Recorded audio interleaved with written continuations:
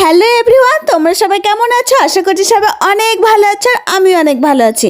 তো আজকে আমি কোথায় গিয়েছিলাম আর কি করলাম সেগুলো তো তোমাদের সঙ্গে শেয়ার করবই, আর সঙ্গে দেখছি আমার জামা কাপড় নিয়ে অনেক মানুষের অনেক সমস্যা, তো সেগুলোরও উত্তর দেবো এই ভিডিওর মাধ্যমে। তো চলো শুরু করা যাক। তো প্রথমেই বলি, কিছু কিছু মানুষ আছে যারা আমার প্রতিটা ভিডিওতে একই কমেন্ট করে যাচ্ছে, দিদি তুমি এক নাইটি এত কেন পরো? কেউ কেউ আবার বলছে আমি নাকি এক নাইটি 10 বছর ধরে পরি, আবার অনেকেই বলছে একটা জামা পরে পরে নাকি আমি জামাগুলো পচিয়ে ফেলছি। তো তাদেরকেই বলছি, শোনো আমি না খুব একটা সাধারণ পরিবার থেকে বিলং করি, হ্যাঁ, তো সেইখানে মাসে মাসে নাইটি পাল্টানোর মতন মানে অত বিলাসিতা আমার নেই। তো এক নাইটি সেজন্য আমি অনেকদিন ধরে পরি। আর সমস্যা কি বলো তো, এক নাইটি বেশি দিন পরলে তোমরা হয়তো অনেক বড় লোক, সেই জন্য তোমরা সপ্তাহে সপ্তাহে নাইটি চেঞ্জ করো, কিন্তু আমি এক নাইটি অনেক দিন ধরে পরি আর আমি রিপিট করতে ভালোবাসি। আমি এক জামা বারবার পরি, এক নাইটি বারবার পরি, তাতে সমস্যার কি আছে বলো তো?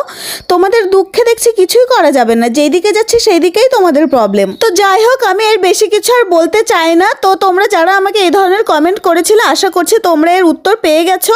তো দেখো আমি কোথায় এসেছি এবার সেইটা বলি। তো আজকে আমাদের বালুরঘাটে হচ্ছে রামনবমীর মেলা, তো সেই রামনবমীর মেলাতে আমি এসেছি আর এখন আমি আছি একেবারে মন্দিরের সামনে। আর দেখো মন্দিরের ভেতরে হালকা করে তোমাদেরকে একটু ঠাকুর দর্শন করে দিলাম, মানে এত ভিড় আর সবাই ফুল বেঁধেছে সেই জন্য না ঠাকুর দর্শন করা যাচ্ছে না, আমিও ফুল বেঁধে দিলাম। তো আমার মন্দির থেকে এখন বেরিয়ে যাচ্ছি আর এখন আমি চলে এসেছি নদীর ঘাটে। আমাদের এই বালুরঘাটের প্রতি বছর না রামনবমীর মেলাটা বিশাল বড় করে হয় আর আমরা প্রতি বছর আসি, খুব মজা হয়। তো দেখো এখন আমি এখানে প্রদীপ নিয়েছিলাম, এই প্রদীপগুলো 10 টাকা করে, এগুলো জ্বালিয়ে নদীতে ভাসিয়ে দিতে হবে। তো আমার তো এই ব্যাপারগুলো বেশ ভালো লাগে, সেই জন্য আমি প্রদীপ নিব না, সেটা কি কখনো হতে পারে? একদমই হতে পারে না। আর যে দেখতে পাচ্ছ নদীতে বাঁশ দিয়ে বেঁধে দেওয়া আছে, তার কারণ এখানে সারাদিন প্রচুর মানুষ স্নান করে আর যাতে কোনো দুর্ঘটনা না ঘটে যায় সেই জন্য নদীর ধার দিয়ে মানে বাঁশ দিয়ে বেঁধে রেখেছে, যাতে কেউ ওই পারে না যেতে পারে। তো দেখো প্রদীপ আমি একেবারে জলে ভাসিয়ে দিয়েছি, আর আমি তো স্নান করতে আসতে পারিনি, সেই জন্য আমি একটু মাথায় জল ছিটিয়ে নিলাম, আর হ্যাঁ আমার বরকেও একটু জল ছিটিয়ে দিলাম।